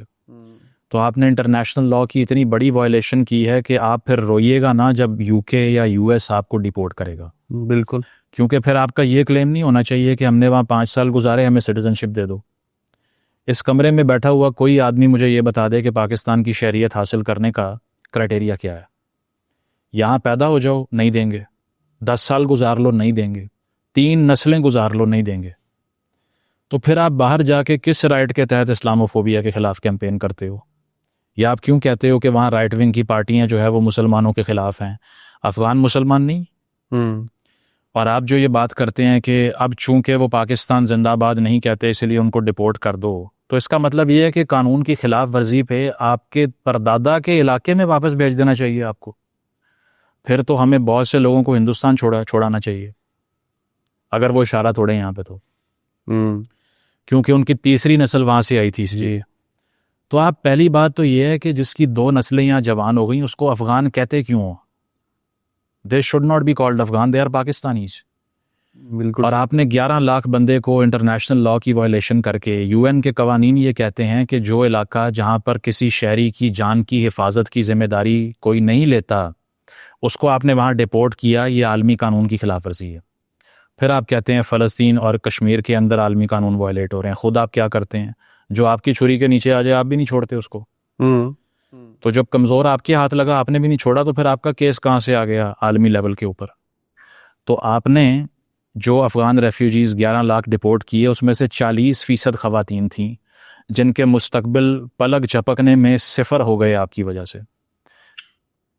तो मैंने इस पे बहुत बात की है कि ये जो रेफ्यूजीज़ की डिपोर्टेशन है ना, it's a crime of the highest order. और ये जो वज़रा बैठ के रेसिज्म कर रहे हैं अफ़गान्स के ख़िलाफ़, they should be ashamed of themselves. उसकी वजह है कि अगर वहाँ पर नफ़रत है, समझें क्यों है। तारीख़ पढ़ें कि 5वां सूबा क्यों ट्रीट किया काबुल को बना के आपने। आप तारीख़ पढ़ें कि सौर रेवोल्यूशन जब आई, वहाँ पे कम्युनिस्ट तगड़े हुए, आपने उनके ख़िलाफ़ इस्लामिस्ट को पैसा देना शुरू कर दिया। भुट्टो साहब और बेनज़ीर साहिबा जैसे लोग भी जो प्रोग्रेसिव लोग थे, उन्होंने भी कहा कि राइट विंग को वहाँ सपोर्ट करें अपने लिए। ईंट से ईंट बजा दी उनके माशरे की, और अब कहते हो कि बुरा भी ना कहें हमें। तो अमेरिका में ऐसे करोड़ों अमेरिकन हैं जो झंडे जला देते हैं अमेरिका के, लेकिन कोई उनको डिपोर्ट नहीं करता। Because patriotism is not a prerequisite for me to be a citizen of a state. अगर मैं हुब्बुल वतन नहीं हूँ तो क्या मुझे डिपोर्ट कर देना चाहिए? नहीं, मैं टैक्स देता हूँ भाई, मैं यहाँ रहता हूँ, मैं कारोबार करता हूँ, मुझे टैक्स करो, मेरे से पैसे लो, जिस तरह ट्रीट करना है करो। लेकिन deportation is an international crime जो हमने किया है, और जो इस पर खामोश रहा है उसको बिल्कुल फ़लस्तीन कश्मीर पे लब कुशाई नहीं करनी चाहिए। उसके पास कोई हक नहीं है ये बोलने का। अगले हमारे साथ महम मौजूद है और महम अपना बिजनेस करती है। महम, आप कुछ बताएंगी आपका क्या बिजनेस है, कब से? जी, मेरी ये गिफ्ट शॉप है। ये पिंटरेस्ट इंस्पायर्ड गिफ्ट शॉप होती है जहाँ हैंडमेड गिफ्ट्स बनाए जाते हैं। हम अपने कस्टमर्स की सेटिस्फेक्शन को बहुत ज़्यादा मैटर करते हैं। सबसे पहले इवेंट्स में ये क्वेश्चन होता है कस्टमर के लिए कि हम क्या गिफ्ट करें। ये एक बहुत बड़ा क्वेश्चन होता है किसी भी इवेंट में देने के लिए, एनिवर्सरीज, बर्थडेज। तो हम इसको एक तरह से सोल्यूशन निकालते हैं इसका, और गिफ्ट्स उन्हें प्रोवाइड करते हैं उनकी नीड्स के अकॉर्डिंगली, उनके बजट के अकॉर्डिंगली। हमारी गिफ्ट शॉप जो है वो नेशनली और इंटरनेशनली दोनों तरफ चल रही है, और हम अपने कस्टमर्स को पूरे तरीके से सेटिस्फाई करते हैं अपनी प्रोडक्ट्स के थ्रू। क्योंकि मेरा ये मानना है कि कस्टमर को जो प्रोडक्ट मिलती है वो इस इवेंट के लिए बहुत ज़रूरी होती है। लाइक एक प्रोडक्ट में एक मेमोरी होती है, जब आप उसको वो दे रहे होते हैं कस्टमर को, तो वो मेमोरी आपके लिए ज़्यादा मैटर कर रही होती है। तो मेरी पूरी शॉप इसी चीज़ के ऊपर बेस करती है। आपका शोरूम है या ऑनलाइन सेल? नहीं, मैं सारा ऑनलाइन करती हूँ। इसके अलावा मेरे घर में छोटा सा सेटअप है। अगर किसी कस्टमर ने मुझसे आकर लेना है, मुझे इसे करते हुए मेरी यूनिवर्सिटी टाइम से कर रही हूँ, ऑलमोस्ट कोई 8 years हो गए हैं। 8 साल जी, 8 साल हो गए हैं। और नेशनली और इंटरनेशनली? जी, अल्हम्दुलिल्लाह। तो ये क्राफ्ट आपने सीखी कहाँ से और कब सीखी? ये मेरी हॉबी थी। अच्छा। और मैं डिफरेंट किस्म के गिफ्ट्स बनाया करती थी अपने फ्रेंड्स के लिए, अपनी फैमिली मेम्बर्स के लिए। तो जब उन्हें लगा कि ये प्रोडक्ट्स यूनिक हैं, लाइक स्क्रैप बुक हर कोई नहीं बना सकता उस तरह के, तो उन्होंने मुझे मोटिवेट किया कि आपको इसका बिजनेस भी करना चाहिए। तो मैंने सबसे पहले इसको इंस्टाग्राम, फेसबुक पर किया था। आफ्टर दैट मैंने इसको इंक्रीज करना शुरू किया, और अब अल्हम्दुलिल्लाह इंटरनेशनली भी मेरे गिफ्ट्स आते हैं। वेडिंग गिफ्ट्स रेडी होते हैं, बास्केट्स बनती हैं, और डिफरेंट टाइप के गिफ्ट्स। तो बाकी जो कारोबार होते हैं उसकी तरह आपके बिजनेस में भी उधार कर रहे हैं लोग यहाँ पे? बहुत मसला होता है। उधार तो नहीं, तो दोस्तों को भी कह रही हैं गिफ्ट करती हैं। ठीक है। आप शादी के लिए कुछ? जी, ऑफ कोर्स, ये मेरी प्रोडक्ट्स हैं। ये कैनवस बैग, और इसके अलावा ये टी कोस्टर है जो कि फ्लावर से कुरेशिया मेड है, हैंडमेड। Very creative. जी, थैंक यू। इसे आप लाइक बुके भी बना सकते हैं टेबल पे रखने के लिए, बहुत अच्छी। मैंने अपने भी टेबल पे रखी हुई है। सही। और इसके अलावा ये लॉग्स पेंटिंग मैं करती हूँ डिफरेंट लॉग्स के ऊपर, तो ये मैं इनके लिए लेकर आई हूँ दोनों चीज़ें। बस ये अपने वीलॉग्स के बैकग्राउंड में रखेंगे इसको। Thanks a lot, thank you so much, बहुत शुक्रिया। थैंक यू, बहुत शुक्रिया माँ, and wish you all the best for your business. Thank you so much. अच्छा, ये जो मेरा शो है ना शाजी, इसका नाम है कोचियान। सही। अब दर्री का पर्शियन का वर्ड है कूची, कूच कर जाने से निकला है, और ये अफगानिस्तान के खाना बदोश कबीले के लिए इस्तेमाल होता है। अब किसी ज़माने में कहते हैं कि जी ये वखान से निकलते थे और दिल्ली तक आते थे। सर्दी और गर्मी का इनका इतना बड़ा रूट होता था। बॉर्डर्स ने वो ख़त्म कर दिया। अभी थोड़ी देर पहले आप ख्वाजा आसिफ साहब की स्टेटमेंट बता रहे थे, और इस तरीके के जो और बाकी के लोग हैं, और मैं सोशल मीडिया की वो पढ़ता रहता हूँ। हाँ, हमारे जैसे जो लोग हैं, जैसे मैंने अपने शो का नाम कोचियान रखा, मैं यहीं पैदा हुआ हूँ, हमेशा से मैं यहीं रहा हूँ, ठीक है। मुझे मेरी अफगानिस्तान से उस तरीके की कोई वाबस्तगी नहीं है, हमारे तो आबाओ अजदाद भी वहां से नहीं आए, हम यहीं से हैं। हमारे जैसे लोग कहाँ जाए? बिलखुसूस अगर आपने हमें ये पढ़ाया था कि जो हमारा कौमी शायर है अल्लामा इकबाल साहब, जिनका एहतराम और इज्जत के साथ साथ उनकी तारीफ भी हम पे फर्ज है, वो एक पूरा चैप्टर लिख के गए हुए हैं पीरे रोम मुरीद हिंदी। तो मौलाना रोम का ताल्लुक भी जी अफगानिस्तान से था। ऐसी मौसीकी में जिसको हम सबसे बड़ा मानते हैं खुसरो साहब, उनका ताल्लुक भी अफगानिस्तान से था, ठीक है। उनकी कौमियत क्या थी? ताजिक थे, उज़्बेक थे, कुछ भी थे, वो उससे हमें गर्ज नहीं। तो एक सदियों के ऊपर आपकी कल्चरल अटैचमेंट है, उसे हमेशा अब्दाली और गजनवी के साथ क्यों देखते हैं? बिल्कुल। सो ये जो जंग का सिनेरियो अब बन रहा है और जिसमें हमारी वो जो आप अफगान से पाकिस्तान जिंदाबाद के नारे की बात कर रहे हैं, कल को केपी में भी लगवाया जाएगा और परसों हमसे भी कहा जाएगा कि तुम पाकिस्तान जिंदाबाद का नारा लगवाओ। बिल्कुल। हमारी हुब्बुल वतनी, हम ये नैरेटिव बाय नहीं कर पा रहे और हमारी कोई सोच, मतलब हमारी सोच कैसे आगे है? कौन सुने हमें? कहाँ जाके हम अपना मुद्दा रखें? नहीं, बिल्कुल सही कह रहे हैं। उसकी वजह है कि वही बात कि अगर आप कोई हिंदुस्तान का जो है मेन स्ट्रीम गोदी मीडिया का चैनल लगा लें तो उस पर अरनाब बैठ के क्या कह रहा है कि जो वंदे मातरम नहीं कहेगा वो उठ जाए, यहाँ से चले। तो बात यह है कि जब आप क्राइटेरिया ये बना दें कि अगर आपने नारा ना लगाया जो मैं आपसे आपके मुंह से सुनना चाह रहा हूँ, तो फिर आपकी ना जान का तहफ़्फ़ुज़ मिलेगा, आपको जेल में भी आप जाएंगे, वसाइल भी आपके लूट लिए जाएंगे, ओवरनाइट कारोबार भी ख़त्म हो जाएगा। अब जिन अफ़गानों ने यहाँ पे कारोबार बनाया, मेहनत ही की होगी ना, दुकानें तो नहीं लूटी उन्होंने। ये लाहौर के अंदर इतने बिजनेसमैन थे जहाँ पर हमें पता है कि पूरे पूरे एरियाज़ में उन्होंने मेहनत करके जो है अपनी स्पेस बनाई यहाँ पे, या और लोग भी हैं इस तरह के पेशावर में और जगहों पे। तो इससे आपको आइडिया होता है कि एक लेजिटिमेट इनकम सोर्स भी आपने छीन लिया, सब छीन लिया, क्योंकि वजह वही कि पाकिस्तान जिंदाबाद नहीं हो रहा। तो 98 में मुल्ला उमर जब ये कह रहा था कि अफ़गानिस्तान ये समझता है कि पाकिस्तान की सरजमीन पे हमला हम पे हमला है, तब अफ़गान बहुत बेहतरीन लोग थे।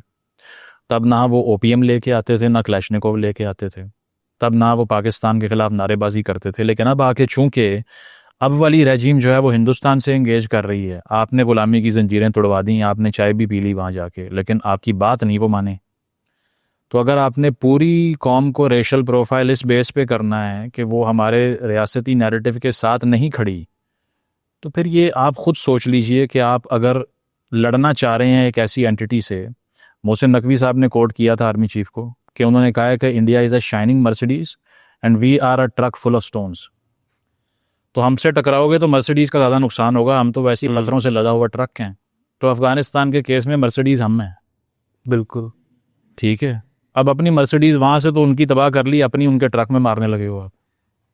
तो आप भी ये सोचें कि they have nothing to lose भाई। वहाँ पे 800 फैक्शन बैठे हुए हैं जो लड़ने को तैयार हैं। मैं ये नहीं कह रहा कि हम उनको हरा नहीं सकते, बहुत लोग आए हैं हिस्ट्री में जो ईंट से ईंट बजा के चले गए हैं। ये भी नैरेटिव गलत है कि उन्होंने हमेशा सुपर पावर्स को तोड़ दिया। जब उनका दिल किया सुपर पावर्स तब गई वहाँ से। ठीक है, ये भी गलत है कि वो उन्होंने बिल्कुल डोमिनेट कर दिया।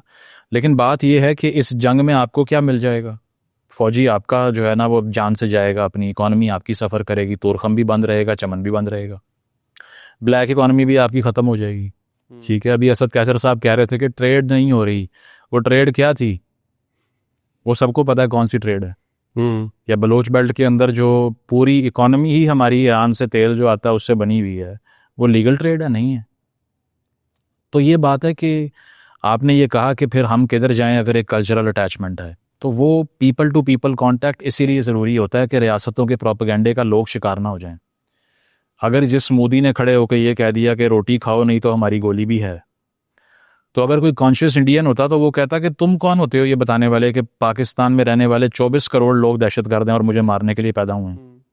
मैं उनकी मूवीज़ भी देखता हूँ, मैं उनकी ड्रामाज भी देखता हूँ, मैं उनका जो है वो कल्चरल हेरिटेज कंज्यूम भी करता हूँ, मैं उनकी शायरी भी पढ़ता हूँ। हम भी ये कहें कि बचपन से बॉलीवुड देख के बड़े हुए हैं। ठीक है, हमने वहाँ की तमाम कल्चरल एंटिटीज़ को ऑन किया है, उनके कल्चरल हीरोज़ हमारे हीरोज़ रहे हैं। ठीक है, आप कैसे आगे फैसला कर दोगे एक दिन में कि पूरी कौम आपके खिलाफ है और इनको सफ़ाई हस्ती से मिटा दिया तभी हम बचेंगे, अदरवाइज नहीं बचेंगे। हिंदू ख़तरे में है, वहाँ हिंदू ख़तरे में है, यहाँ मुसलमान ख़तरे में है। और मुसलमान भी वो वाला जो रियासत को सबसे बेहतरीन लगता है जी, क्योंकि जिस रियासत का मज़हब होता है उसका फ़िरका भी होता है। तो जब फ़िरका यहाँ पे बना, अभी देख लीजिए कि आपने एक देवबंदी फैक्शन को हथियार पकड़ाया जो माइनॉरिटी था, उसने बरेलवी को इतना मारा कि वो TLP बन गई, उन्होंने भी हथियार उठा लिया, ठीक है। अब आपको उनको कट टू साइज करना पड़ रहा है। तो आप फायर फाइटिंग ही करते हो, जब आग लग जाती है फिर फायर ब्रिगेड लेके पहुंचते हो, जब शोले नज़र आ रहे होते हैं तब क्यों नहीं जाते उनको बंद करने के लिए? So they wait for the last moment कि हर चीज़ मॉन्स्टर बन जाए और हमारा गिरेबान पकड़ ले, तब हम बचाएंगे जाके। PTI के साथ भी यही किया आपने कि जब उन्होंने सुप्रीम कोर्ट की दीवार पे अपनी पैंट सुकाई लटका के, तब आपको वो अच्छे लग रहे थे। PTV पे हमले किए उन्होंने, तब भी आपको ठीक लग रहे थे। हाँ, 9 मई में उन्होंने बड़ा गलत किया। इसी तरह PMLN को देख लें कि उन्होंने सुप्रीम कोर्ट पे हमला किया 90s के अंदर। तो बात यह है कि आप एक मॉन्स्टर क्रिएट करते हैं और उसके बाद में जब वो आपको खाने की बारी आता है आप उसको डिस्ट्रॉय कर देते हैं। 5-5 साल की ये साइकिल है, हर 5 साल बाद नया इंट्रोड्यूस हो जाता। तो ये कल्चरल इन्फ्लुएंस, और जो आप कह रहे हैं ना, सिर्फ ये मिलिट्री इन्फ्लुएंस भी तो है ना। आपने बाबर और गौरी मिसाइल नहीं रखे हुए, कहाँ के हैं? अगर आपने वो उन्हीं पे चलाने हैं तो नाम उनका फिर कम से कम हटा लें, उसका नाम कोई और रख लें फिर आप, ठीक है, अपने नाम पे रख लें, किसी और पे रख लें। बात यह है कि एक वो कल्चरल डिस्कनेक्ट नहीं हो सकता। That's why people to people contact is very necessary. Otherwise रियासतें तो जिस सेटलर ने खड़े होकर पूरी जर्मन कौम को ये सिखा दिया, जो इतनी पढ़ी लिखी थी, फ़लसफ़ा पढ़ा हुआ था, तारीख पढ़ी हुई थी, SS के बहुत से जर्नल्स डबल PhD थे। हिटलर की काबीना में आधे लोग PhDs थे, लेकिन दिमाग बंद थे सिर्फ। प्रोपेगेंडा तो बिल्कुल डिस्ट्रॉय कर देता क्रिटिकल थिंकिंग को। तो लोग सोचें कि कोई रियासत नारा मार भी रही है कि पूरी कौम आपके खिलाफ है, तो उसे को नहीं मानते हम। तुम हुकूमत से लड़ो, लड़ना है तो अफगान कल्चर या अफगान इन्फ्लुएंस जो हमारे ऊपर है, हम उसको ऑन करते हैं। TLP के साथ आपका स्टांस कुछ ज्यादा सख्त नहीं? हाँ, नहीं, उसमें देखें तहरीके लब्बैक का ये डायलेमा ये है ना कि हम जो फिल वक्त सबसे प्रिवेलिंग आर्ग्यूमेंट सुन रहे हैं उनके लिए, वो क्या आर्ग्यूमेंट है? वो ये आर्ग्यूमेंट है कि आइन जो है वो हक देता है कि राइट टू असेंबली, कि आप बाहर आएँ, आप इकट्ठे हों, आप एहतजाज करें, आप जमहूरी राइट्स डिमांड करें, और फ्रीडम ऑफ स्पीच आपका राइट है। लेकिन मैं ये कहता हूँ कि फ्रीडम ऑफ स्पीच सिर्फ उसके लिए है जो कि दूसरे को भी फ्रीडम ऑफ स्पीच अलाउ करता है। कार्ल पॉपर ये कहता है कि डेमोक्रेसी उसको मिलेगी, इंडिपेंडेंस उसको मिलेगी जो कि उसको रेसिप्रोकेट करने पे तैयार है। अगर मैं ये कहूँ कि अदील साहब आप जो है वो पैंट और ये शर्ट, ये स्वेट शर्ट नहीं पहन सकते, लेकिन मेरा जो दिल करेगा मैं पहनूंगा, so my right to wear anything that I like should be stripped off and taken away from me, because for democracy to exist, जमहूरियत सिर्फ ये नहीं है। 90% लोग ट्विटर पे बैठ के जो गालियाँ दे रहे हैं ना, उनसे आप जाके पूछ लें, वो ये समझते हैं कि जमहूरियत वो होती है जहाँ जो किसी का दिल कर रहा है वो बोले। ओ भाई, ये नहीं होती। Intolerance has to be destroyed by iron hand. Democracy ये है कि नो टॉलरेंस टू इनटॉलरेंस, अदम बर्दाश्त को बर्दाश्त नहीं किया जाएगा। तो अगर एक ऐसी जमात खड़ी हो गई है जिसने एक पूरे इलाके के चर्चेस को जला के वहाँ बॉनफायर किया और कहा कि ये जानवर मर रहे हैं, जिसने आपके सिटिंग गवर्नर को लिंच कर दिया और ये मैसेज दिया कि जितने मर्जी बड़े पॉलिटिकल ऑफिस में बैठे हो, हमसे ऊपर नहीं हो सकते, जिसने 4 एहतजाज किए, पूरे मुल्क को जैम किया, मिलियंस ऑफ डॉलर्स का नुकसान पहुंचाया, और वो किसी लिए? फ्रांस का एम्बेसडर निकाल लो। ओ भाई, है ही नहीं फ्रांस का एम्बेसडर पाकिस्तान में। 3 दिन आप तब बैठे रहे इस तरह आके, पब्लिक प्रॉपर्टी को आपने वेंडलाइज किया। 3 महीने पहले आपने KFC के एक वर्कर को आग लगा दी, वो इसीलिए कि तुम जो हो ना वो बॉयकॉट मूवमेंट वाले उसमें काम कर रहे हो रेस्टोरेंट में। कितने लोग इनके हाथ पे कितना खून है जिसकी हम बात करें। वो क्रिश्चियन कपल जो भट्टे पे काम करता था, जिसकी बीवी 4 महीने की प्रेगनेंसी में थी, उसको जिंदा जलाने वाले लोग डेमोक्रेटिक राइट्स मांग रहे हैं। तो मैं ये कहता हूं कि इस तरह की जमातों को क्रश करना डेमोक्रेसी का प्री रेक्विजिट है। अदरवाइज हिटलर भी 1933 में इलेक्शन लड़के ही आया था, उसने भी इलेक्शन लड़ा, बाद में अलायंस बनाई और उसके बाद में इनेबलिंग एक्ट लेके आया जिसके तहत तमाम पार्टियां बैन कर दी और कहा कि अब मैं ही हूँ। डेमोक्रेटिकली किया था उसने। तो अगर हम इस डिलूजन पे यकीन कर लें कि हर किसी का राइट है, अब ये मेरा राइट है कि मैं यहाँ खड़े होकर कह दूँ कि जितने बैठे हुए इनको मार दो, ये मेरी फ्रीडम ऑफ स्पीच है, तो रियासत अपनी फ्रीडम को और पब्लिक फ्रीडम को कंटेन करने के लिए ताकत का इस्तेमाल करेगी। अमेरिकन कॉन्स्टिट्यूशन के बिल ऑफ राइट्स में लिखा हुआ है, if the state arms itself against you, arm yourself against the state. कि रियासत अगर हथियार उठा के तुम्हारी जान के पीछे आए तो तुम भी उठाओ। थॉमस हॉब्स का फ़लसफ़ा है सोशल कॉन्ट्रैक्ट का। तो बात यह है कि डेमोक्रेसी के फ़लसफ़े को नहीं लोग समझते। वो ये कहते हैं जिसका जो दिल कर रहा है बोलने दो। ओ भाई, जिसका जो दिल कर रहा है बोलने दो, वो तो आया ही सिविल लिबर्टी ख़त्म करने हैं, वो आया ही तुम्हारी आज़ादी ख़त्म करने आया, उसको कैसे बोलने दें हम। तो इन्होंने जो खौफ का माहौल बनाया, मशल खान की तरह के जो है वो प्रोग्रेसिव नौजवानों को यूनिवर्सिटी स्पेस के ऊपर गलत इल्ज़ाम लगा के लिंच किया, ये हमें ये सबक देता है कि जितने खून के हाथ के ऊपर है ना, ये अगर ये फेट मीट ना करते तो मैसेज ये जाता कि कुछ भी करो, यहाँ पे एक मॉब ले आओ, सिर्फ ना कोई MP है ना MN है इनका, लेकिन आवाज़ इनकी सबसे ऊंची थी। फैज़ाबाद में ये आके बैठते थे, किस राइट के तहत DGISI ने साइन करके मुआहदा किया इनके साथ। मैं कर सकता हूँ, अगर मैं आज 5000 बंदा खड़ा कर लूँ फैज़ाबाद पे, तो मेरे साथ भी DGISI मुआहदा कर लेगा। मतलब यही है ना कि 2/3 अक्सरियत से आई हुई पार्टी को उठा के बाहर फेंको, कुछ भी नहीं होगा, लेकिन मॉब ले आओ सड़क पे तो तुमसे रियासत बात करेगी बैठ के। तो मैं ये बात करता हूँ कि जो इनके लिए टॉलरेंस की आर्ग्यूमेंट कर रहे हैं ना, दे आर ऑल्सो क्रिमिनल्स। अच्छा, इसको अगर हम क्रश करने जाते हैं तो अगेन वही वाली बात हाँ, है, सोल्यूशन नहीं है वैसे, वो और डिबेट है। TLP रिजल्ट्स तो उसी चीज का है ना जो हम कह रहे हैं कि जो करिकुलम में हमें डाला गया है, सोसाइटी में है, तो जब तक पीछे फाउंडेशन मौजूद है, अगर हमारे फील्ड मार्शल साहब अपनी स्पीच में वही 2 कौमी नजरिया दोहरा रहे हैं और रियासत तैयबा की बात हो रही है और समहाउ वही बातें हैं, तो आज TLP है, कल कोई और होगी। TLP से पहले भी RR भी थी, सिपा साहबा भी थी, लश्कर भी थी, तो हमारी तो एक बड़ी हिस्ट्री है। अभी कोई और सोल्यूशन आपको नजर आता है कि मतलब इसको ठीक है क्रश तो कर देंगे, बैन लग जाएगा, एसेट्स हो जाएंगे, सील हो जाएंगे, बाकी गिरफ्तार हो जाएगी क़यादतें, देन सोसाइटी को आप फिर किसी नई ट्रक की बत्ती के नीचे लगाएंगे या उनको एक्चुअली में रियासत ठीक करने जाएगी? बिल्कुल ठीक कह रहे हैं। मैंने अपने जो इसके ऊपर कमेंट्री की थी, इसमें आखिरी जुमला ये था कि किसी भी इस नौयत की तहरीक को सिर्फ गोली नहीं, कलम भी चाहिए तबाह करने के लिए, किताब भी चाहिए तबाह करने के लिए। तो अगर आप एजुकेशन नहीं देते, दिमाग अपने हील नहीं करते, तो फिर आप ये भूल जाइए कि डंडे के ज़ोर पे ये कोई नया नाम रख के दोबारा से मर्ज नहीं कर जाएगी। क्योंकि जिस तरह से आपने कहा कि पहले सिपा साहबा और ये सारी थी ना, यही लोग थे जो नई ऑर्गेनाइजेशन का नाम रख के इलेक्शन लड़ने के लिए आ जाते हैं। तो इवन जब खादिम रिजवी की डिमाइस हुई, जिस दिन उसकी डेथ हुई, उस दिन भी मैंने ट्वीट किया कि he is dead but his ideology will stay alive. और वो आप देख लेंगे वो अभी तक उसी तरह ही है। तो बात ये है कि अगर हम ये तसव्वुर करें कि इनका हाथ रोकने के बाद इनकी सोच भी दम तोड़ जाएगी, वो तो नहीं होगा। उसके लिए हमें क्या करना है? उसके लिए ये करना है कि एक प्रोग्रेसिव एजुकेशन का प्रोग्राम। आपको क्या लगता है कि ये रियासत इन पे बैन क्यों लगा रही है? अब मेरा सवाल है, ये इसीलिए नहीं लगा रही कि इन्होंने रियलाइज़ किया है कि ये बड़े गलत लोग हैं, वो इसीलिए कि अब ये वायबल नहीं रहे।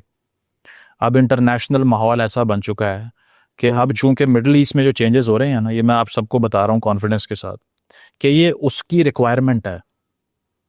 अब आप समझ जाएं क्या बात हो रही है। और अगर ये काम ना किया तो सबसे पहली रेजिस्टेंस तो आनी ही यहाँ से थी। इसीलिए 2 साल एक जंग रही तो TLP सड़क पे नज़र नहीं आई आपको। लेकिन जैसे ही वो ख़त्म हुई तो सिर्फ एक इशारा हुआ कि हम तुसी जाओ पाएँ, कोई मसला नहीं। वो जब सड़क पे आए तो उन्होंने कहा कि मेरे घर से सोना भी ले गए हैं, डॉलर भी ले गए हैं, वो तो वापस कर दो। उन्होंने कहा नहीं करने। फिर उन्होंने कहा मुझे फेस सेविंग तो दो, मैंने अपना कारकुन 2-4 मरवाए हैं और मैं उसको क्या बताऊंगा कि मैं आधे रास्ते ही मुरीद के से उठ के वापस जा रहा हूँ। तो वहाँ पर उन्होंने कहा कि बस आ जाओ, फिर अगर हमारी बात नहीं मानी तो फिर आप जो है ना वो उस हाथ को तो नहीं काट सकते जिसने आपका पेट भरा है। तो ये एक लिहाज से जो बेट फेंकी थी TLP ने वो बेट ले ली और रिजल्ट आपके सामने है। तो इंटरनेशनल जो माहौल है फिल वक्त ये सूट नहीं करता TLP की एग्जिस्टेंस को, इसीलिए इसको ख़त्म किया जा रहा है। रियासत अब ये रियलाइज़ कर रही है कि ये लायबिलिटीज़ हैं। जिस तरह रियासत ने मुजाहिदीन बनाए वो तालिबान बन गए। पहले आपके बड़े जिगरी यार होते थे, अब आपसे बर्दाश्त नहीं हो रहे। तो चाहे तहरीक लब्बैक हो, तहरीक तालिबान हो या तहरीक इंसाफ हो, तीनों आपने पौधे लगाए और तीनों ऐसे दरख्त बन गए। मैं ये नहीं कह रहा कि PTI का फ़लसफ़ा वही है, मैं ये कह रहा हूँ कि आपको चैलेंज क्या चीज़ कर रही है। ये 3 कर रहे हैं ना अभी, ये तीनों किसने बनाए हैं? आप नहीं बनाए थे, तो अब किस बात का गिला करते हैं? तो इनको ख़त्म करने के लिए हमें तो re education of the message program चाहिए, जिसमें 24 करोड़ को बिठा के ये बताया जाए कि जिसका मज़हब तुम्हारे वाला नहीं है उसकी जान का हक छीनना तुम्हारा फ़र्ज़ नहीं है, जो यहाँ पर हर किसी ने सीखा हुआ है। अभी कुछ दिनों पहले हमने जाकर देखा एक शहर के अंदर जहाँ पे एक अहमदी मेजॉरिटी है, खुलेआम गोलियां मार रहे हैं बैठ के, और अगर उस बंदे का भी आप इंटरव्यू करें तो वो यही कहेगा बड़ा जुल्म हो रहा है इसराइल में। तो बात यह है कि they are not ready to allow civil liberties but they will take it away उस हर इंसान से जो उनको अनआर्म्ड दिखाई देगा। तो there should be a re education program. National action plan का एक डॉक्यूमेंट आपने 130 बच्चों के गले कटवा के बनाया था, उस पर आपने अमल ही नहीं किया एक भी क्लॉज के ऊपर। तो ऐसी 1000 TLPs फिर इमर्ज कर जाएंगी अगर नेशनल एक्शन प्लान पे अमल नहीं होता, प्रोग्रेसिव एजुकेशन नहीं आती। 2030 का जो विजन है MBS का, उसके तहत उसने जो करिकुलम में चेंजेस करवाए हैं, कंपैरेटिव रिलीजन पढ़ा रहा है सऊदी अब बच्चों को, ताकि उनको समझ आए कि भाई तुम दुनिया में वाहिद कोई डायनासोर नहीं हो, तुम्हारे अलावा भी और लोग हैं। हमारे यहाँ तो कोई परसेप्शन ही नहीं है ना कि क्या हमारे बिलीफ के खिलाफ भी कोई हो सकता है। तो उसके लिए ये कुएं के जो मेंढक बनाए हैं ना 24 करोड़ आपने, वो कहते हैं ना ये जो 10 करोड़ हैं जहल का निचोड़ है, वही बात है। अब 10 को मल्टीप्लाई कर दिया, बात वही है। तो उसके लिए हमें एक री एजुकेशन प्रोग्राम चाहिए जिसमें इन सारे लोगों के दिमागों को क्लेंस किया जाए, ताकि ये बाहर जाके फिर दुबई में या सऊदीया में जेबें ना काटें, वीडियोज़ ना बनाएं औरतों की, और मेरे और आपके वीज़ाज जो है ना वो डाउनग्रेड ना हों।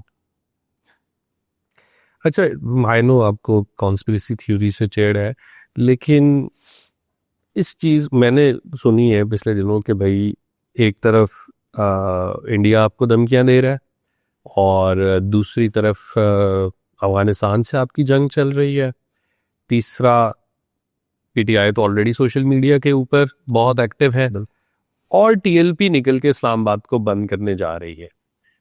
तो ये सारों का कोई इत्तेफाक तो नहीं है कि सब एक ही टाइम पे हैं, और ये कोई अलायंस है, और इसकी वजह यही है कि जी जो पाकिस्तान सीधा हो रहा है तो उसको रोका जाए।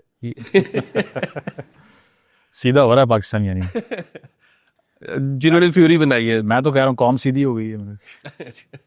बात यह है कि ये मतलब थ्योराइज करने को आप कुछ भी कर लें, लेकिन TLP वाली चीज़ तो मैंने आपको कहा ना वो ऑर्गेनिक नहीं होती, क्योंकि तहरीके लब्बैक सड़क पे आ ही नहीं सकती बजाय इशारे के या फिर न्यूट्रलिटी के। इस बार क्या हुआ कि जब फ़ोन गए कि इनका क्या करना है पंजाब गवर्नमेंट की तरफ से, तो हमारे ज़राए हमारे ये बताते हैं कि उन्होंने कहा कि आप देख लें, खुद ही डील करें आप।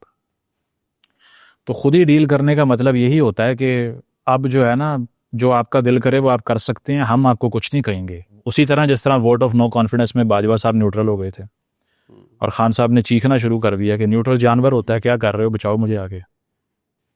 तो चीज़ ये है कि ये ऑर्गेनिक तो नहीं था। तो अगर कोई ये कहता है कि ये ग्लोबल अलायंस थी और ये भी निकल आए किसी और से इशारा लेके, ये ठोकर का ब्रिज ना क्रॉस करते अगर उनका दिल ना होता तो, ठीक है। ये अगर मुरीद के तक भी पहुंच गए हैं वो इसीलिए कि उनको अलाउ किया गया है।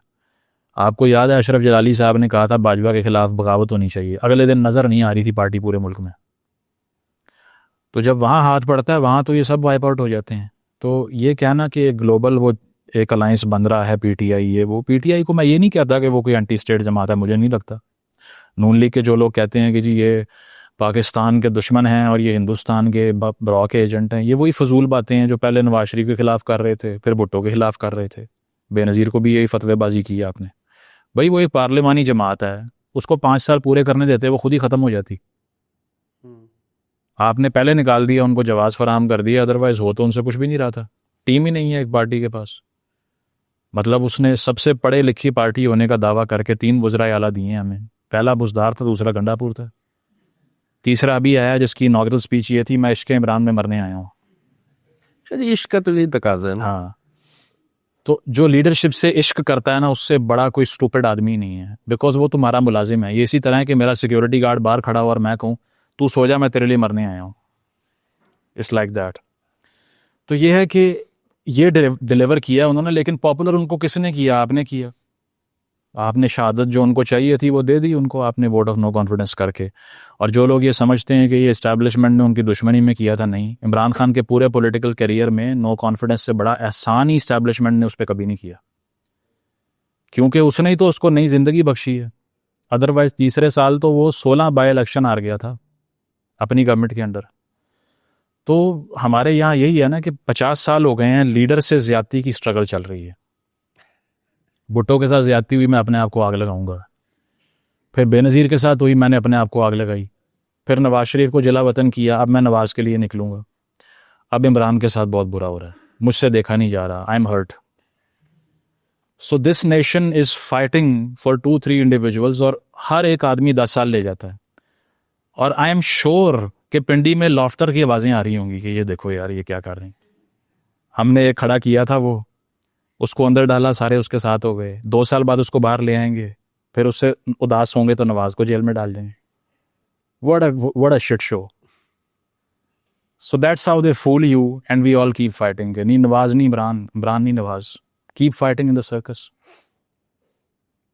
शायद ये आखिरी सवाल बस मैं आपसे करना चाहूँगा, ये बड़ा अहम सवाल है।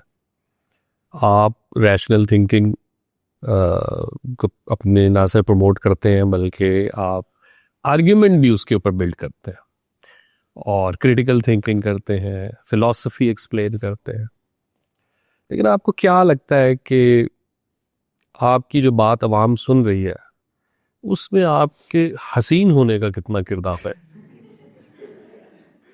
इतनी संजीदगी से आपने केस बिल्ड किया है, क्या कह सकते हैं इस पे, ये तो आप बताएं। नहीं मतलब हमने देखे, पीटीवी देखा, उस पे कोई नीचे या बर्टन रसल की बात कर रहा होता था, वो बड़ा सफेद बाल, उजड़े, बोरिंग, फलसफा कभी भी इतना अट्रैक्टिव नहीं लगा जितना आपके साथ में। इसकी आप इसको तस्लीम करते हैं? देखें, इससे ज़्यादा जो है ना वो बड़ी चीज़ जो है वो रेटरिक है। यानी कि मैं 2016 में मीडिया, मैंने टीवी ज्वाइन किया और 2021 तक 5 साल मुझे किसी ने घास भी नहीं डाली, यही शक्ल थी, ठीक है। तो और सबसे आखिरी शिफ्ट करवाते थे, नाइट शिफ्ट। और मैं जब कहता था कि शिफ्ट चेंज कर देते, वो कहते थे नहीं, वो अमेरिका में जो जाग रहे हैं ना वो तुम्हें देखते हैं, पाकिस्तानियों को तुम्हें नहीं दिखाना। तो मैं कहा ठीक है, ये मैं बड़ा ऑनर्ड फील करता था, लेकिन वो बाद में समझ आई कि पागल बना रहे हैं। तो 5 साल उस तरह बैठ के देख लिया, उधर कुछ भी नहीं मिला। If it was all about my appearance तो पहले दिन ही कोई हामिद मीर बने होते हम। लेकिन बात यह है कि इसकी सीक्रेट ना तो शक्ल है और ना आइडियाज़ हैं। ये भी आपकी बात ठीक है कि फ़लसफ़ा भी इसकी प्रीरेक्विजिट नहीं है कि लोग उसको रिलेट करते हैं। It's how you deliver a thought. हज़ारों साल पहले एरिस्टोटल ने किताब लिखी, रूल्स ऑफ रेटरिक। तो वो कहते थे कि अगर यूनान के किसी चौराहे में खड़े होकर कोई तकरीर कर रहा है और वो बात ऐसे कर रहा है जिसमें उसका जज्बा और उसकी कन्विक्शन और बोलने का अंदाज ऐसा नहीं है कि लोगों को लगे कि ये खुद भी बिलीव करता है इस बात पे या नहीं, तो वो ज्यादती कर रहा है क्राउड के साथ। तो हमने उससे सीखा कि जो रेटरिक है ना, ये एक लिहाज से वो मशीनरी है जिसके ऊपर बैठ के थॉट ने दूसरे के दिमाग में जाना है। तो यही आइडियाज़ अगर आप इस तरह बयान करें कि एक सुनने वाला ना उससे रिलेट कर पाए, ना उसको इसमें जान दिखाई दे, और ना सिंप्लिसिटी हो क्रक्स में उसके, कि कॉम्प्लेक्स बात को सिंपली कन्वे करना, फिर नहीं चल सकते। तो चाहे ये सारी बातें आप किसी ऐसे इंसान से करवा लें जिसकी गुफ्तगू में कन्विक्शन और उसकी डिलीवरी का जो अंदाज़ है वो सिंपलिस्टिक नहीं है और थॉट को कन्वे करना नहीं जानता, प्रिसाइज नहीं है, तो कुछ भी नहीं होगा। तो मेरा ख्याल है कि अपीयरेंस से या खाली जो आइडियाज़ हैं वो बहुत लोग बोलते हैं, आप बिल्कुल ठीक कह रहे हैं, पीटीवी पे, यूट्यूब चैनल भी बहुत लोगों के हैं और भी चीज़ें हैं, लेकिन वो सीक्रेट नहीं समझते कि आज की एज में जो जंग का मैदान है वो ये कैमरा है। वो अब किताब नहीं बची, जो कि जिसका मुझे अफसोस है। मैंने शुरू लिखने से ही किया, सब एडिटर बना एक मैगज़ीन का, कोई पढ़ता ही नहीं था। बड़े मैंने आर्टिकल पोस्ट करने हैं, डीपी लगानी, उस पर 20 लाइक आ जानी, उस पर 1 आनी, पर मैं क्या है तो फिर कम ही पुठा हो गया सर। तो ये है कि that's how I switch to the platform where message were fighting a narrative war. तो ये ना चाहते हुए इस मैदान में हम आए हैं। अदरवाइज कैमरा जो है ना वो सुपरफिशियल चीज़ है, वो कोई सीरियस मीडियम नहीं है। YouTube is not serious, TV is not serious. Serious सिर्फ एक चीज़ है, वो किताब है। किताब जो है उसकी सुपीरियॉरिटी को कोई प्लेटफॉर्म चैलेंज नहीं कर सकता।